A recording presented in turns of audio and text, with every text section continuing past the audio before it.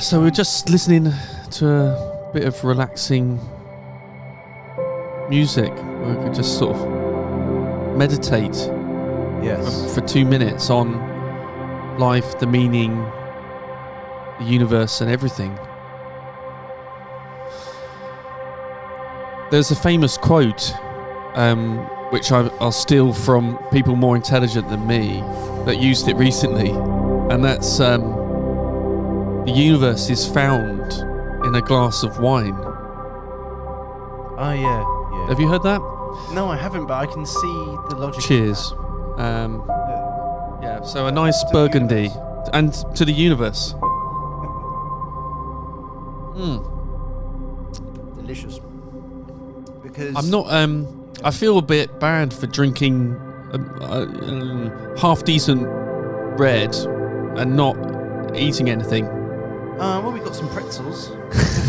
Yeah, chocolate coated pretzels, kind of okay, but And they are Reese's. Are they Reese's?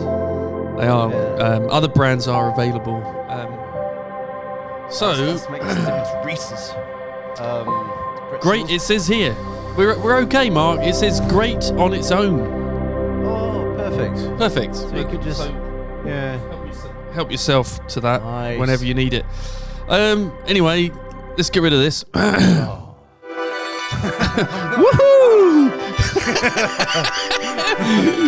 Here we go again.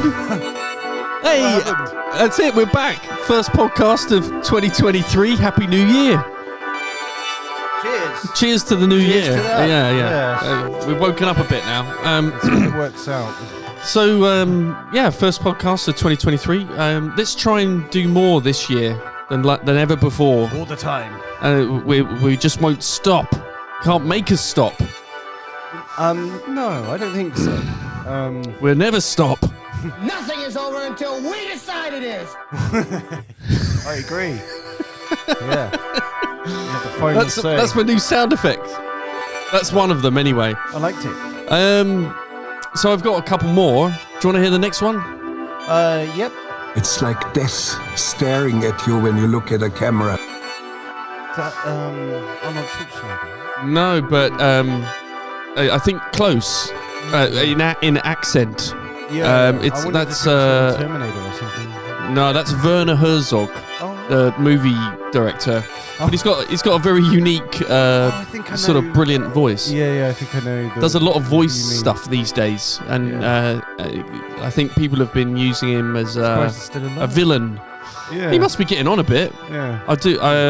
One of my favourite movie directors of all time. One more. Yes. Life moves pretty fast.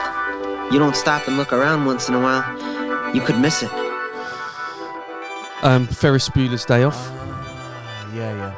That's right. One of my favourite quotes of all time. Yeah. Of all my time, not of all time. Maybe. I mean, you know. Yeah. It's a nice film as well. I haven't been around forever.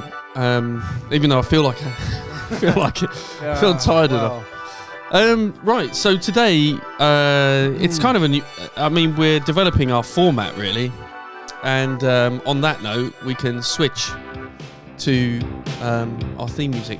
So today we're going to be talking. We've got a story about an artist that went from being unknown to being known, but sadly he wasn't alive when he was sort of discovered and became a bit of a sensation. Anyway, so we're going to talk about George Westren, which is a story about him, and discuss a little bit about op art. And then we're going to talk about mentoring and what it means to be mentored. And I got a couple of things to read out about that. Then we go on to talk about Gerhard Richter. This is sounding very serious. This podcast now. Yeah. It's like, Although by what we're looking at here, it may almost be more like Gerhard Richter. Take the T off. that's true. let's just take the tea out of his neck, because he is one of the most successful living artists alive, right? He must be. Yeah. And then so we're going to talk about him, and then we've got our Instagram artist announcement. Didn't find anyone. I didn't try very hard, but normally I have somebody that's stood out, and I can sort of find someone, but I haven't got anybody to talk about. I haven't either. No, I've been too preoccupied. Yeah, with all kinds of. Yeah, we've had Christmas, the New Year. We've had extremely awful weather. Terrible. Yeah. And trying to get in and make new work. Yeah, exactly. So you've got some new paintings on the go. Yeah. Got a whole bunch of them over there. Yeah. It's going. It's coming on, but it's slow work. You know, it's a fight against time, really. You come in here, and you work all day. And I was saying to you earlier, I look back at the canvas now, and it's like it looked like it did when I came in. Yeah. It's like barely what's changed. Yeah. It's surprising. What am I trying to say? It's surprisingly hard work making art. Surprising. Even these small ones. I've got a new thing on the wall, new painting on the wall there. And that painting has been made over and over and over again because I just couldn't get it right. Yeah. And it took weeks. Yeah. I mean, weeks. No one can look at it; it's tiny. Overestimate the what is required in skill and craft level. Oh man. It's nothing. It's not one of these things you just. Well, not easily, where you just flick paint on something, or do you know what I mean? It is for some people. Yeah, maybe for some people, but not for us true artists. No, it's hard work. It's always hard work. Yeah. So let's. I guess we get into it a little bit. Is my audio, the theme music, a bit loud? I don't want it too loud. Up slightly. I'll leave it around about there. We know it's there. Do I sound all right? You sound pretty good to me. Oh, excellent. Yeah. So tell us I guess it's off the top of your head a little bit. Can you hear that all right? Yeah, I can't hear my own voice. Yeah, what but I can hear your voice really clearly. I don't know how to help you. That's fine. It'll be all right. I'll just speak loud enough so I can hear myself. I don't know. You're all the way turned up, so how about now? Hello. Yes. Yeah. Is that helping? There I am. Yeah, that did it. Okay. Yeah, that helped. Right. So. Nice. Yeah. So just tell us off the top of your head, Mark, about this story that you found. Well, I was just looking online through art opportunities, art news, and all the rest of it, and this came up. And I actually found it in a Guardian article, and it's about, this is about an artist called George Westren. Yeah. So, I mean, basically he's known now for what is known as art, I suppose, was his thing, his focus that he practiced while he was painting or drawing. But yeah, his drawings are actually done in felt tip, which is quite interesting. Oh, were they? Yeah. Oh, okay. Yeah. So he was a bit of a character. I read a little bit about George Westren. He looked like a really nice guy to me. I think he would have been a good asset to this studio here. Yeah. If he was still about. So apparently he had he stumbled upon an art exhibition.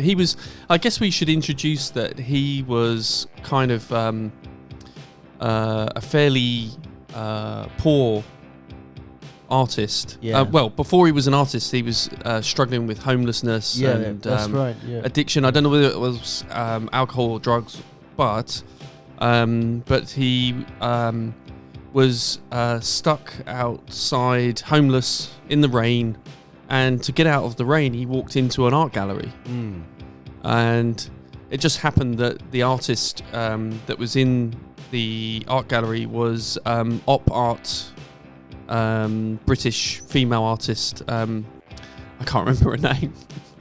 What's her name? Bridget Riley. Bridget Riley, yeah.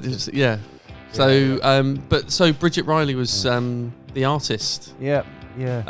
And he was sort of really taken by the work, and then started to attend.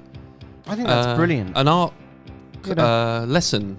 Yes. And then I guess this was a place in, was it in London? Maybe it was in London. I'm not sure. He just that was kind of his sort of change in the direction of his life, really. Yeah.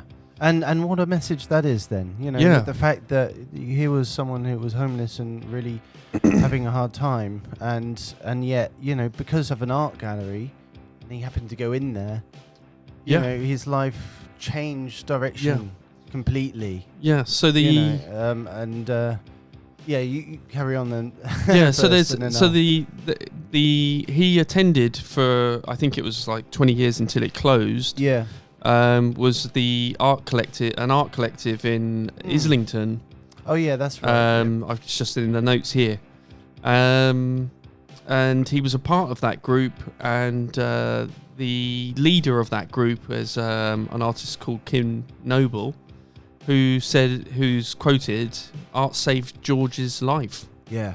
Exactly. Yeah, and she's the one where I read the quote, like he was homeless and he walked into an art gallery out of the rain, and it happened to be Bridget Riley. And this is it, because because an art does save lives. I think this is overlooked, especially now, when at a time when we're being told that maths is the most important subject there is in the history of humanity, which is it's a bit of a hot topic at the moment, isn't it? Like this is in the UK, people, because we've got people listening and watching all over the place. All over the world. All over the world, like and this is going from an announcement from our current Prime Minister, who has now mandated that made it a requirement to study maths. I'm not sure if it was his idea. Probably wasn't, but it's his party's idea. I think it's a bunch of people who thought it was a good idea for whatever reason. So of course, it's kind of upset a lot of normal people who, I mean, I think the most normal people are because the upset thing by is, you can study maths. I mean, I'm not going to go too far off the subject. Please don't. But the point is, you can try to become an expert in it, which a huge percentage of people will fail at anyway, because not everyone has skills at numbers. Simple as that. But if everybody did, then what would we be doing? What kind of work would exist left in society? There'll be people out of work, people knocking around, aimless, talking algebra at each other. Do you know what I mean? Yeah, well, I think it's proven that surely, I mean, it started. It reminds me of like news stories about talking. I'm not going to mention any countries or societies, but there are certain countries which are pushing everything academic. It's already beginning. It doesn't work though, does it? No, it's already beginning to fail. Yeah, that's it. So someone's got a mad idea. It's like this whole academia thing. I mean, why the importance? Why is it so important? I mean, it is important. Yes, yeah. To some level, yeah. Not for everybody.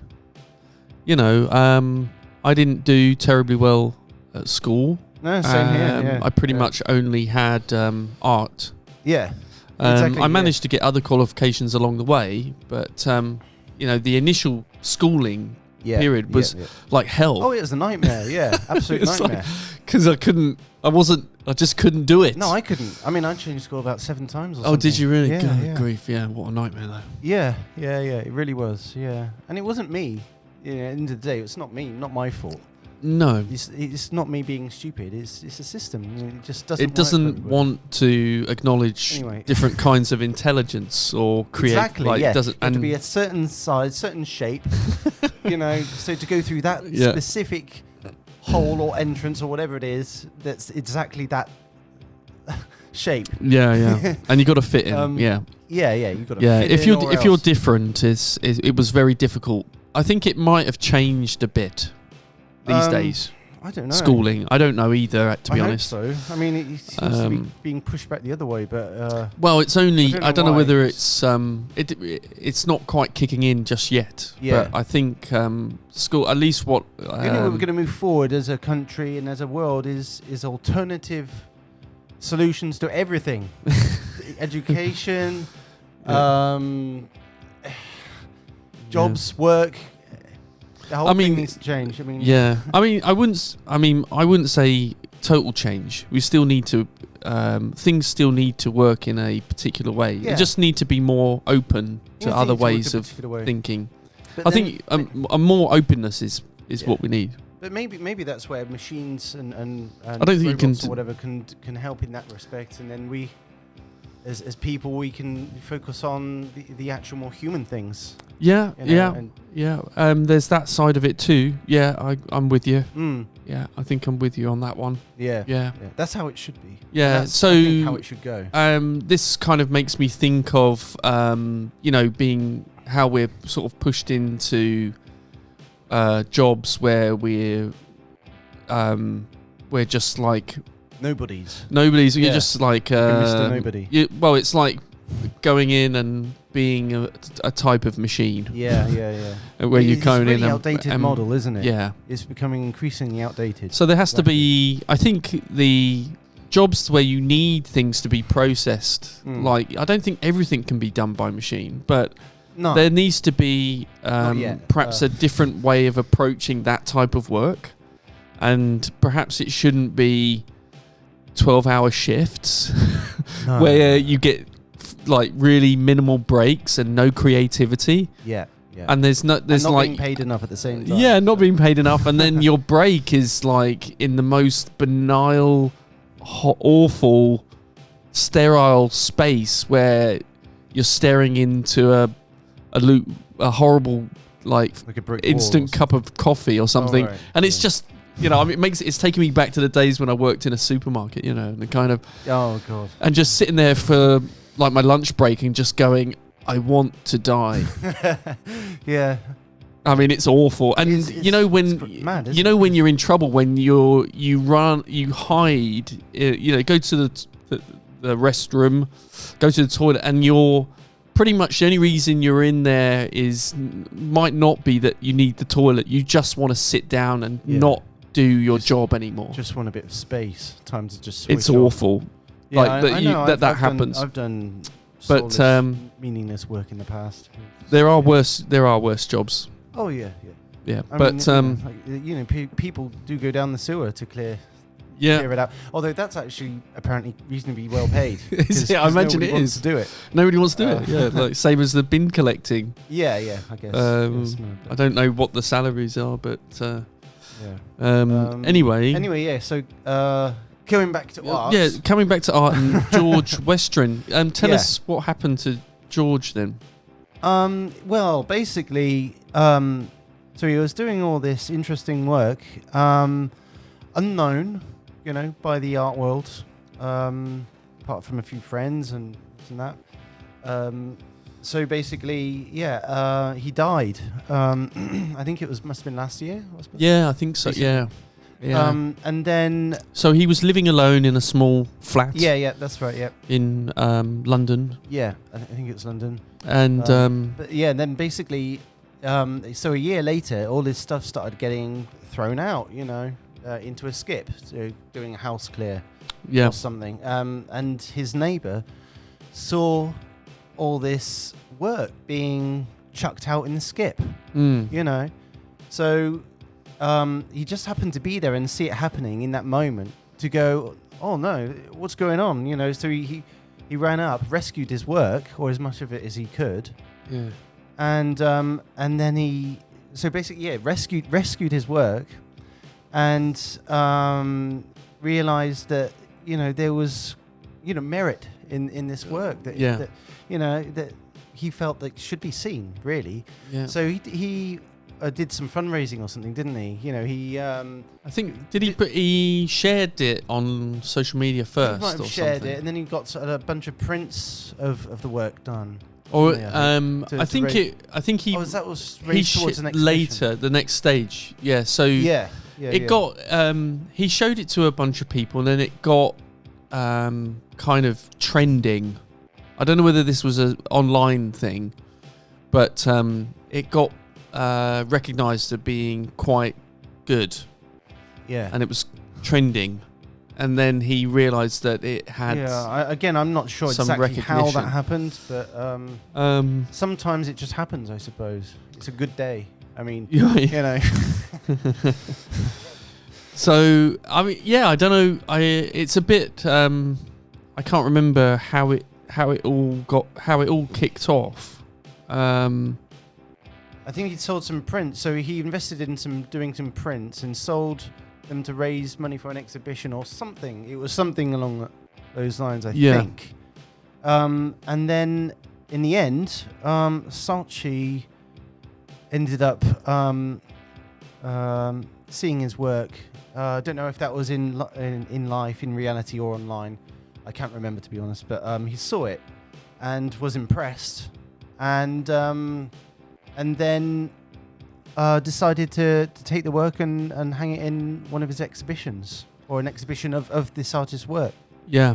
Yeah. So Saatchi is, if people don't know, is a major art collector. Yeah. And advertising mogul. I guess, can I say that? I mean, he was.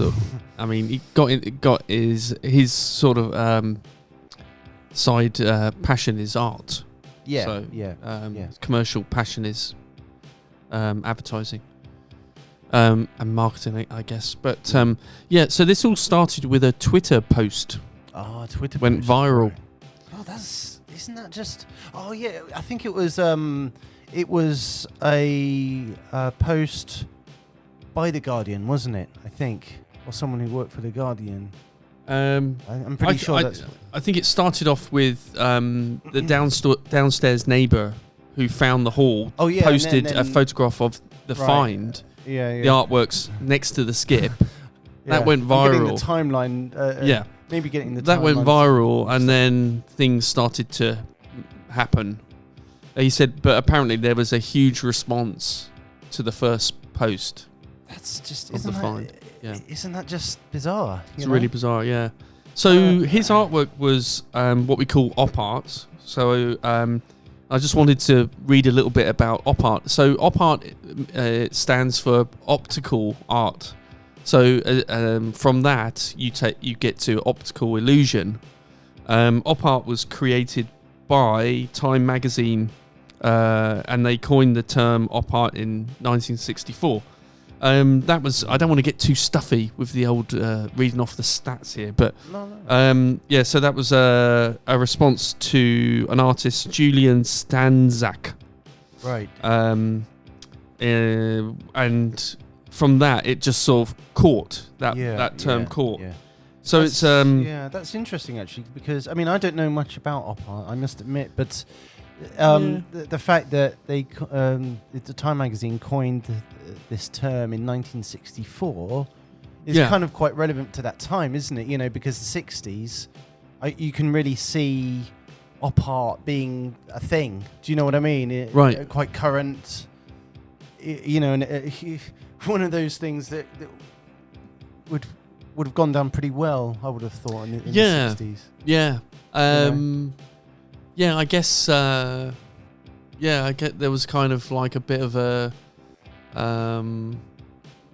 Yeah, kind of like that idea of like an alternative lifestyle. There was quite a rebellious, creative time. Yeah. And I guess there was it was and sort of that visual illusions and that sort of thing. Yeah, well, people were getting into psychedelics and that's it.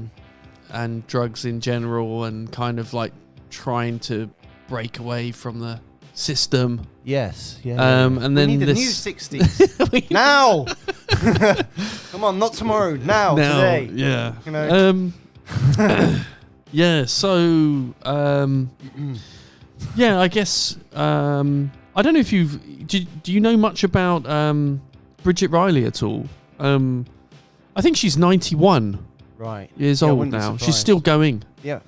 That's good she studied art, you know, and then you know, this is what happens when you're an artist, you know. It's so good for the mind, you know, hence how it saved this other man's George Westren's life. Yeah. You know, because I think it's pretty good. Because that's the power of art, really. Yeah. You know. It says something, doesn't it? So, I actually quite like her artwork. I think it's really. I probably hadn't. I kind of seen her work before, but didn't really pay attention to it until this story for the podcast. And I kind of look at it again and go, oh no, I do. Yeah, a lot of it's very good. But if you look at other artists, I do feel like her work is stands out, and it's kind of like so I would say Bridget Riley's work it's kind of I like it. It's well done though, isn't it? It's very well done. It's very well done. I kind of like how she managed to create those artworks. It's very clever. And one of the thing is, it's like when I look at a broad spectrum, like a large sort of time frame of her work, I don't think there's a time where I can't say, well, it's all good. It's all good. And then when I'm looking at her work, I just feel like it's just better than everyone else's. I'm like, she's just super talented, right? Like that's what it comes down to. Yeah. So well done, Bridget Riley. We love you. Right. So I guess we should move on because. Yeah, nice story though. Very nice story. Yeah, I like that. It's bittersweet, isn't it? It's bittersweet because sadly he didn't get the success that he wanted. He was a bit of a character. Like apparently he would he was always carrying his portfolio wherever he walked. See, I'd worry that I'd just leave it somewhere. And lose everything. True. God knows what I'm like with umbrellas. Oh yeah. It happened on the third day. Yeah. So he used to take it everywhere, and apparently it was his downstairs neighbour was an artist as well. The guy that found all the drawings, and he was an artist as well, and he had a solo exhibition and invited George along. Oh, nice. To it. Well, George showed up with his own portfolio and started showing everyone his own work and created such a buzz about his little portfolio. The downstairs neighbour started to wonder whose show it was, you know. Yeah. It's like he came along and sort of hijacked. Someone. Yes, yeah. I'm pretty sure there's been at least one artist. Yeah, it happens happens quite a bit. I think people are quite ruthless, and they would have a go. Are. Yeah, you know, they'll just intrude on some private view somewhere. Yeah, with their work, sneak down into the other room and start pinning it up and. Yeah, well, that's happened here to a degree. I mean, we have our group exhibition in the hall. Oh yeah. Someone tried to open up their studio and invite people in. I see. And put work up around the front, and I knew what he was doing, and he can deny it all he wants. But it's a bit of a grey area, isn't it? Because I mean, if you get caught by the gallery or a well-established gallery doing something like that, I mean, you're going to be kicked out probably. I mean, and it won't do your reputation any good. But if you bring along someone you know that's going to buy something, or have a good chance that you know someone there who might buy one of your pieces of work, and say, actually that piece over there is sold, and then the gallery owner finds out that that work there is sold, So that's like £800 painting is just sold there. Yeah. And what could you do? I mean, would you have to say, I'm sorry, you shouldn't have brought your work in here. This is irrelevant, Yeah. Or do you say, oh right, okay, well, if you're happy for us to take 50% commission, then maybe we can do some more work together. Well, it happens, yeah. I don't know. I mean, that's a sort of grey area, but typically, if you've got gallery representation, you shouldn't do it. No. But it has to be proper. It can't bad. be sort of got gallery representation. Like, is it proper representation or is it not? It's like, oh, well, I represent you. Well, how many of my paintings have you got? One. It's breaking the rules, though, isn't it, doing that? I wouldn't advise it, to be honest. Well, you've got to establish... I mean, you can't... I mean, a gallerist, that if they want to say they represent you, then they have to represent you properly. Yeah, you they can't, a contract and all the rest. You need a contract, but they need to make it exclusive. They need to really go for it with your work. They can't just go, well, I sold one of you, or I promote 2 of your paintings. Yeah. You got 100 paintings. Yeah. You're not my gallerist if you've got one of my paintings on your website. No, sorry, no. So, I mean, if it's proper representation where you get regularly, every year you get a solo show out of them, and work, being regularly sold by them, then they're your gallery. Yeah. Right? That's how I think about it anyway. It's not that easy though, unfortunately. No, it's not. I mean, and then so they can't call dibs on your entire creative portfolio, because if they're not supporting you, sorry, I've got to get the money where I got to get the sales where I can get them. I can't hold off just because you say I belong to you. I mean, it's got to be proper representation. That's where I'm coming. Yeah. Yeah. No, I agree. Yeah. Anyway, we better move on, Mark, because it's getting on. Yeah. So mentoring. What is mentoring? So, have you had any mentoring? I have. Tell me about it. Here and there. Go on. I went to a series of mentoring workshops with a man called what was his name? Matt Roberts. Oh yeah. Was he any good? I think so. Yeah. Unfortunately, I had an issue with my artist email address a year or so ago, and I lost the stupid address, so I had to change my artist email address. And since that time, I've not been receiving emails from him. Oh no! So, and I did email him once with my new address, and he said, "Oh, thanks," and all the rest of it. But I've not heard anything else since. So it's just a shame, really, because I went along to a few of his mentoring group sessions. What did you get out of it? I think I only went to probably 3 or 4 of these, and I think it was a while ago now, but one of the things that I got out of it, I think, was the importance of working together, really, and just being sort of collaboration. Or not necessarily just that, but working with other,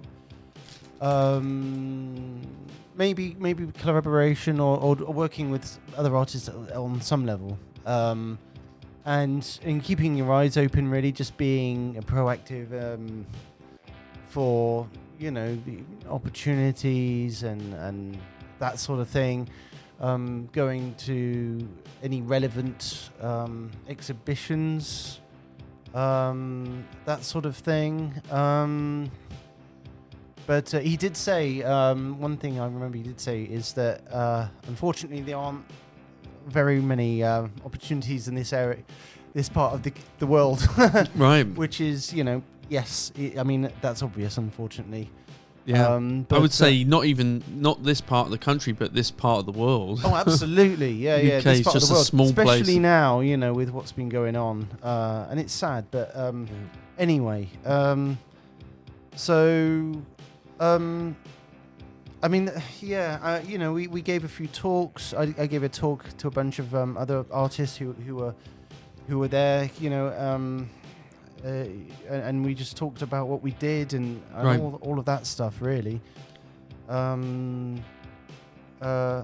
So it says here, I mean, I got a quote, I copied some text from the Director of Academic Development at the RCA, Royal College of Arts, London. So Corinne Smith says, mentoring is a different skill set to managing because you're helping people find their own solutions and achieving their goals, whether personal or professional. I quite like that. I like that. I think that is helpful, and especially in terms of the motivation and the empowering aspect. Yeah, because you only need sometimes someone to really see the merit in your work, and to say that actually, there is a selling venue, not venue. What do you call it? Oh God, sorry, I'm thinking too quickly. Slow down, Mark. Have another glass of wine or another paper cup of wine, and you'll be fine. There is a that sort of clientele for your work, right? So basically, that's all you need sometimes, and to kind of push you and prompt you in that way. I think it is very helpful because you can be so isolating, working alone in isolation. Yeah, it's easy to lose hope. Yeah, I mean, we spend most of our time quietly working on our work alone. Yeah. Have you thought about collaborating like creatively with another artist? Like one of our studio mates is doing a couple of the odd painting with another artist. So working on an actual piece of art. Yes. I don't think I could, but maybe it's because tricky, it's very tricky. I mean, but it could be good though, right? It could be good. I think, especially I think for an artist who's a new artist or an emerging artist, if you've got the chance to collaborate with an artist who was doing reasonably well already, then that's very helpful to you, because then you can say, I've worked with this person. Do you know what I mean? And done this piece of work or something. I felt like it's not that easy to do. No, I felt like the art college, art university life. I don't know, what am I trying to say? Like the academic side of going into higher education to study art, and then you get to the end of it and they just sort of kick you out, and you're left on your own. But I know at the RCA they actually pair you with a professional, well-known or successful artist. Yeah. And I don't know how they do that. Well, they've got a very big so is that per base? It must think, or apparently. Wow. I mean, but if you think about it, they've got. How do they do that? It must be hundreds of students. Yeah. So how many students? Yeah. So every year, but it's. I don't know how many people graduate. What is it? 30? 80? I have no idea. But how do they do that for everybody? Can't be. Is it an urban myth? Maybe it is. Maybe if you're. If you did really well, they pair you with someone. If you get top marks, they pair you with somebody, a professional artist, and you get some mentoring. But apparently, mentoring is a part of the higher courses at the RCA. I don't know whether that's true. I don't know if everybody that you get mentored with is famous or a successful artist. But that seems to be the idea. So I just want to read a little bit more about this mentoring. So Corinne carries on. She says, it's not about telling people what to do or helping them actually do it. It's using your knowledge and experience to help them think through what solutions or approaches can I bring to this particular issue. Often it comes down to questioning and listening to help someone clarify or reframe their thinking about the situation they are in. It's about motivating and empowering somebody to move forward. We often don't have time to reflect on our progress and things like, where do I want to be later in life? Mentoring provides the space to define those goals and find the practical steps to get there. Lastly, since a lot of mentoring comes from self-reflection, what advice would you give your younger self? I did all that talking away from the mic. Sorry, I was like that. Sorry. This is a question I want to ask you, Mark. That's a nice description of mentoring. What advice would you give your younger self as an artist? As an artist? Well, I don't want you to give advice. Okay. General life advice to your younger self. I think it should be as a younger artist. Yeah. Like we've got decades of experience. Yes. Being artists, right? Yeah. So I guess we can ask now, or I can ask you. What advice would you give your younger artist? Yeah. I was thinking about this recently, actually. Yeah, hang on, I just need a sec. Oh, yeah, that's... it's a really good question, actually. Oh, thanks. Okay. Brilliant.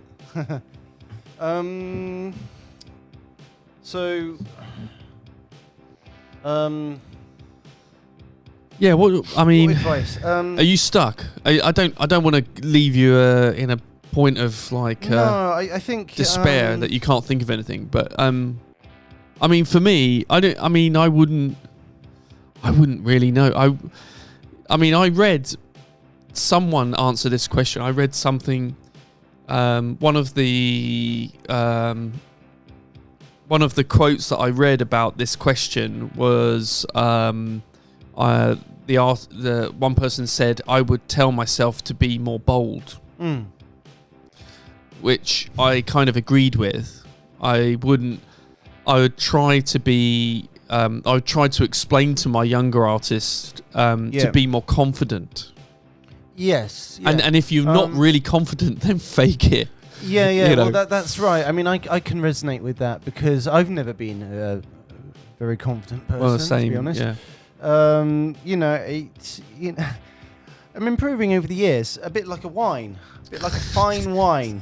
Cheers. Yeah. Cheers to wine. Cheers to wine. But yeah, it's and there's a certain art to faking it too, actually, because if you can master that, it almost becomes natural. Do you know what I mean? Yeah. I mean, at least some of the time, maybe not all the time. Yeah. But you can fake it when you need to, and it feels normal. Fake it till you make it, baby. But yeah, so I can resonate with being more confident. I know. Often does seem to be the more confident people that. Well, it's typically the extroverts, isn't it? Yeah, extroverts who seem to excel that much quicker. But there's a certain type of person that, I mean, they're But do they? I mean, do they excel at quicker in a way? Maybe it's selling themselves. But does that mean that their work is as great or as interesting or as unique? Possibly doesn't not. matter. Doesn't matter. Know? It doesn't matter. Oh well, yeah. Well, to me it would matter. It would matter to you and me, but it doesn't matter to the wider public. The rest of the world maybe not, doesn't matter because a lot of people don't. It's not at the end of the day. The people that become successful, they might end up becoming hugely successful, and their work might only be okay. Yeah. what happens is the more successful they become, the more money they can invest in it, the higher the quality of the work that they can create. They might not have created it; they might get someone else to create it, but they've got the money to do it because they've created their own success from their confidence.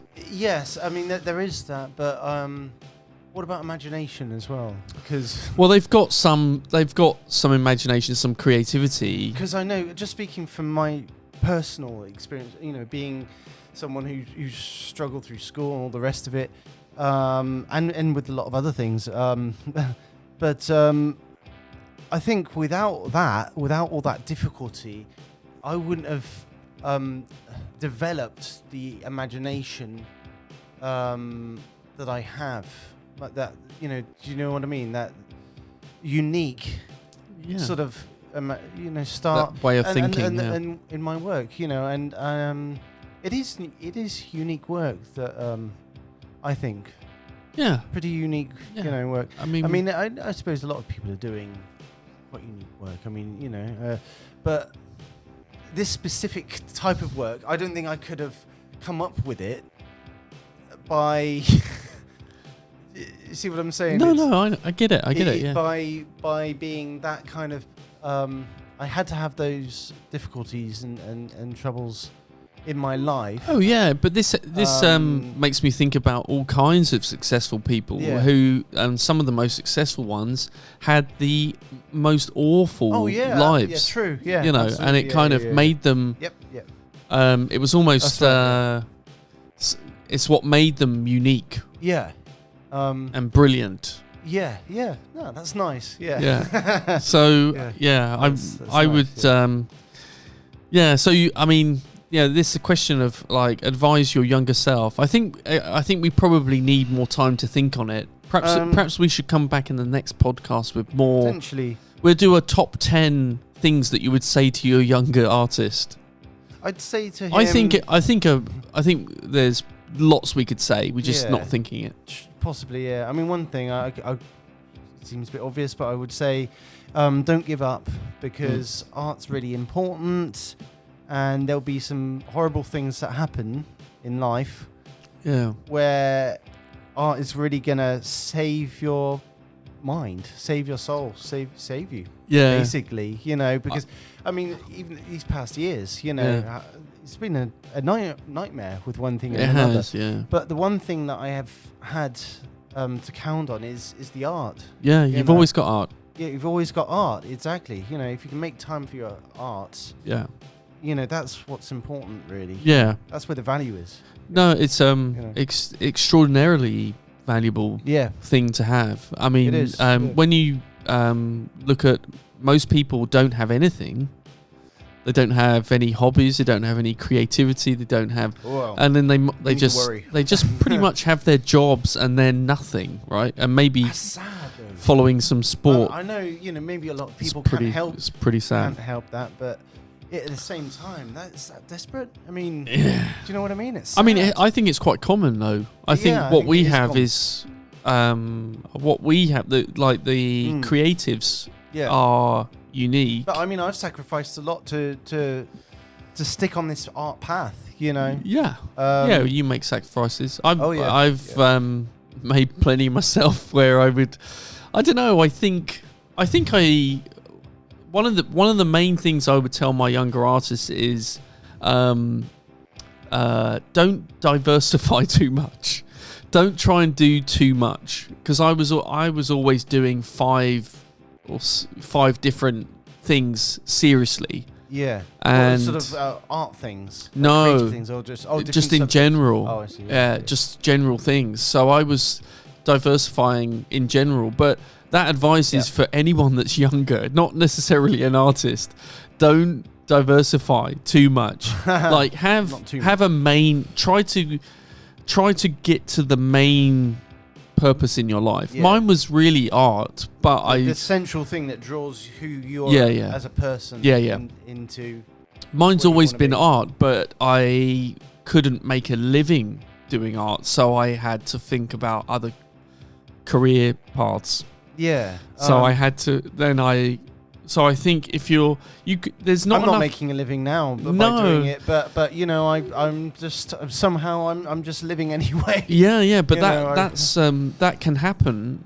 You can still survive and Yeah. still dedicate You yourself can, to art. Yeah, exactly. You can, and actually, it's interesting because it really exposes the society for what it is. Really, you know. Do you know what I mean? This whole trying to sell you, you know, you need this and this and this and this and this and this and this to survive. You don't need, like, 99% of all that stuff is just stuff. Yeah. You know, you can live without it. You can be happy without it. Yeah. You know. Yeah. I mean, yeah. I even now the little materials life that I have, I look at it and go, you got way too much stuff. Yeah. I mean, I would say Could have art's less different. It's more of an investment because it's something special, something you're capturing a piece of somebody's soul. You know, that's something that is much more valuable, I think. So I would say do invest in art, but real art, not just tap from, you know, where it's like empty, a chain, vacuous, empty. One of those chain shop, you know. Yeah, don't go to the galleries chain shop poster shop where they're selling. Yeah, exactly. I think they're trying to trick you into buying an original Bob Dylan. Yeah. Because the thing is, that will reflect something about you. You know, people will go around to your place and they'll think, oh, okay, I've seen that 100 other places. So you're just, you know. Yeah, nothing special about it. Yeah. What I mean, people need to pay attention to the real artists who are dedicated to producing great totally original dedicated to it. artwork. Sacrifice their lives often to really make that the focus. You know, like a monk, even almost. Yeah, You know, it's a devout spiritual practice. You know, in a way. You know, to that level of the devotion. Do you see what I mean? I guess so. Yeah. I mean, we keep coming here, keep focusing. I guess so. I know where you're coming from. Anyway, we've got to move on because we're spending a lot of time on this. So on to Gerhard Richter. Yes. We've called him Gerhard Richter because there's because now he's a bit richer. Because the money side of his little side hustle there is incredible. You know. Boggles the mind, doesn't it? Yeah, it does a bit. So the story is Gerhard Richter says Auf Wiedersehen to Marion Goodman Gallery at the age of, how old was he? 98? 99. Oh, no. So, 91 or 92? Where did I write that? Was he 91? Something like that. I think it's early 90s. I can't find it in my notes now. So he's 90-something. 96? Is he 96? You know, he's had a good life. He's had an incredible life. He's lived to a really ripe old age. And his art's been taken seriously enough to sell for millions. Yeah, so some of these notes is just the money figures about some of his auctions. So he has one of the highest records, the auction record for a painting sold at £30.38 million, which is sorry, where's it? That's the first sentence. Yeah, for 30.38 million pounds, $46 million, 350,000. Yeah, so that was set in 2015. I think that's been broken by a lot, but I don't know, to be honest. So even Richter called the price shocking. Yeah. And it is, but it's shocking. Yeah. You know, but I think people have paid that for it. More than double that for an NFT. Really? Yeah. Wow. Yeah. People that are on Planet Bizarre, Planet Crazy. Yeah. I mean, look at the crypto market.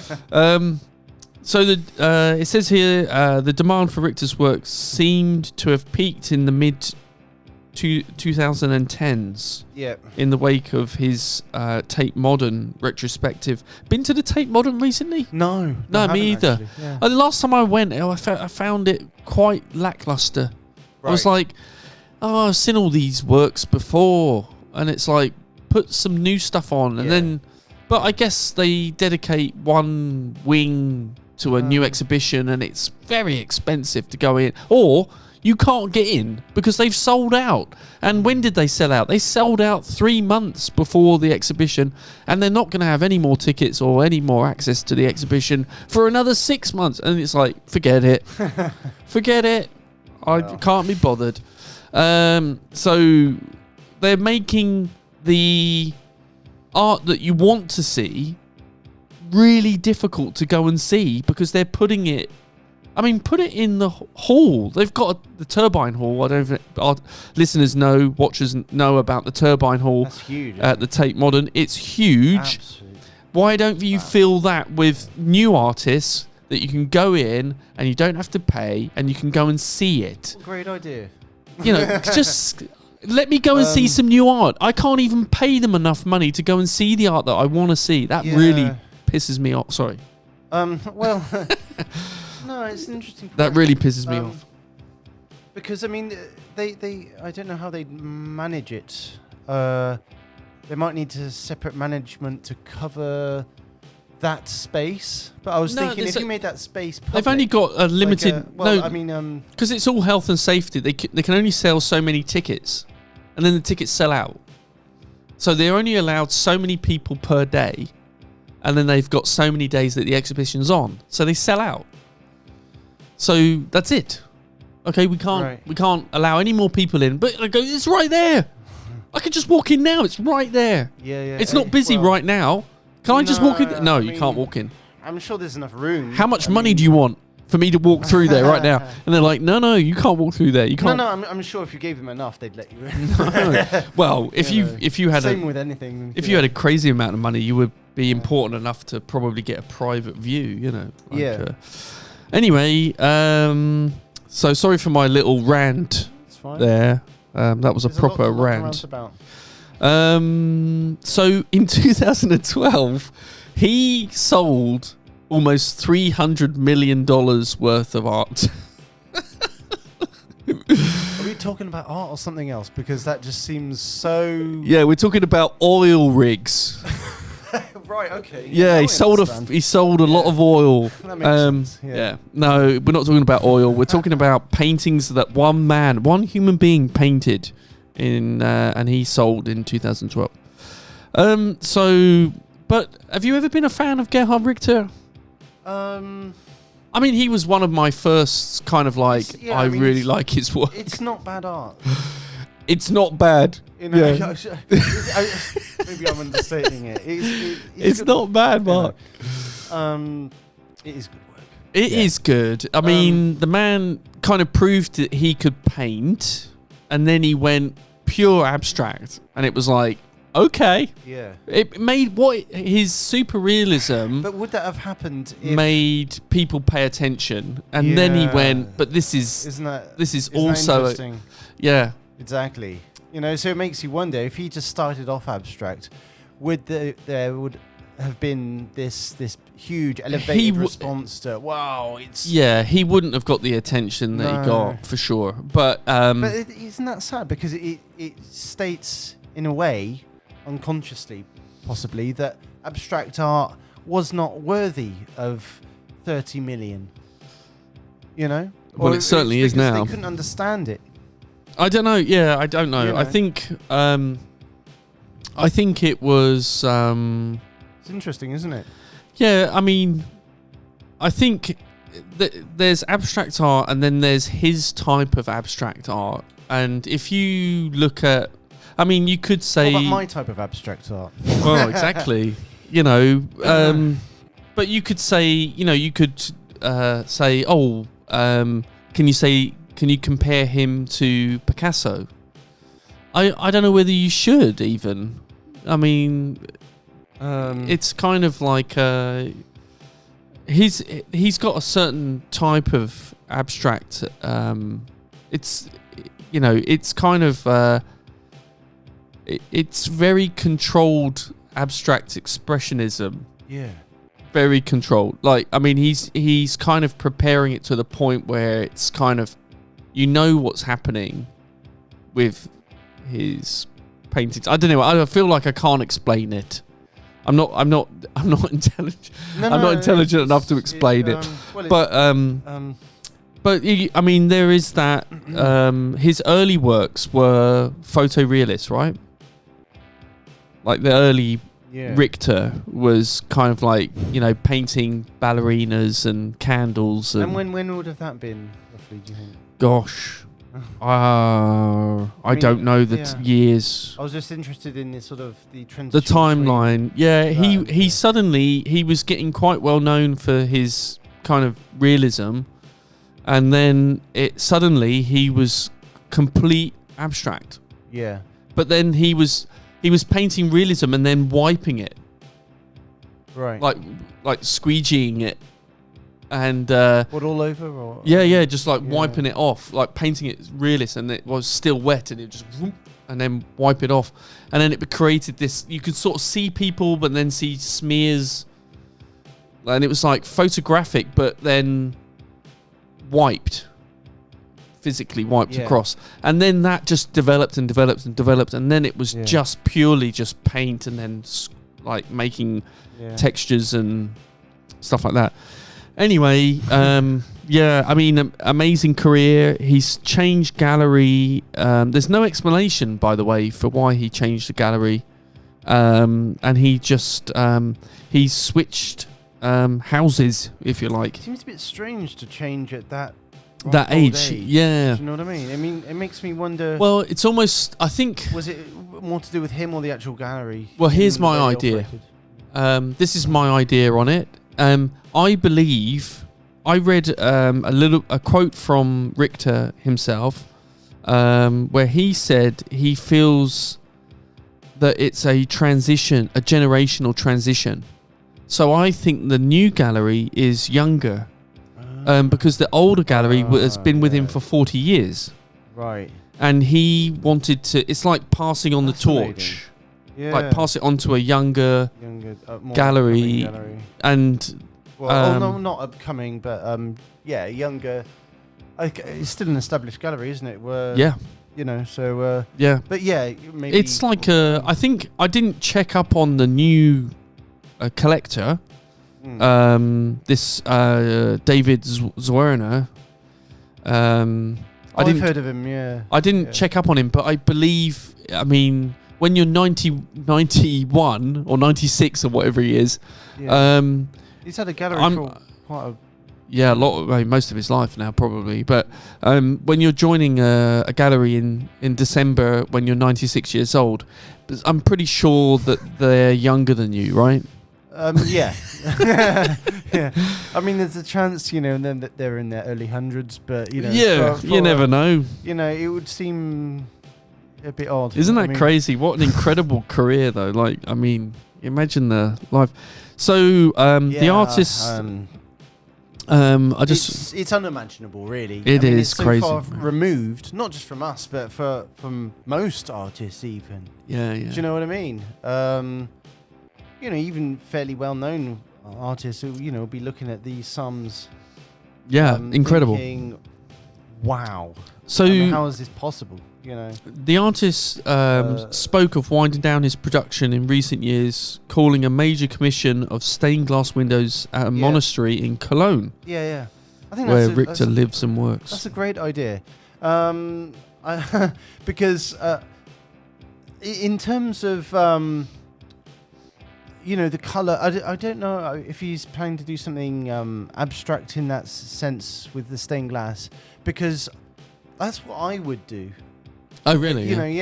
Do something like that. Yeah, I've actually thought of it. I've considered doing some sort of stained glass at some point. I'm not ready yet. You're not there. You're not there yet. No, I think it would suit my, the movement and the bold, vivid colour of my work. To do something like that. Yeah, absolutely. Now I want to see a stained glass window of yours. But get it in a nice. A building, I mean, that would just be stunning, wouldn't it? Yeah, it would be, yeah. So it's nice, So let's move on. I mean, it's just that we're pretty much done. The last thing is my announcement for any artists or Instagram artists. We normally do an Instagram artist selection, but we both couldn't find anybody we wanted to talk about. So here's my invitation to you, the viewer and the listener. If you're an artist or an Instagram artist and you want us to review your work live in a video crit, we will call up your work on the computers and and assess it. No, we critically debate it. And Mark and I have decades of experience. Oh, yeah. We've been to art college, and just a bit. I probably spent about 8 years in art college. I probably did. You spend a lot of time in art?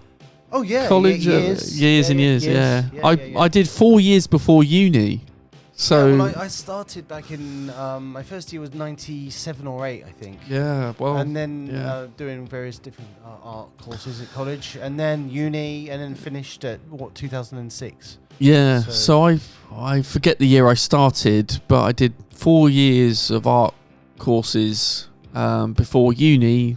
Then 3 years, and then after that a sort of 10-year break, and then a master's. So we can talk about your work, I think. Yeah, Well, no, I think that would I'd be quite really like interesting. That. It would be really interesting. It would be nice to take the focus off us. I mean, I know that we've been talking about other things, other people here today, which has been nice, quite refreshing. Yeah. So, I mean, I like talking about things that are happening, things that are sort of current. Yeah. I mean, we're not that frequent with our podcasts, but they're still fairly current stories. Try and do one once a month anyway, if possible. Yeah. So I think we call it a night there. We hope you can join us in the next episode. Yeah, and send us your stories. We want to know what you're doing.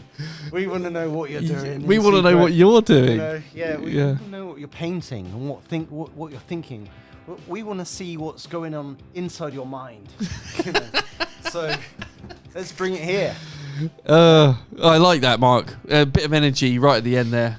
Yes. It only took us a bottle of wine to only one, to get slightly into it. I need about 3 more of those, and then I'll be fine. So that's it. I mean, we're finishing with our first 2023 Living Too Late podcast. I've been Ollie Smith, and that over there is Mark Elliott Smith. Thank you, Mark. Thank you. Thank you so much.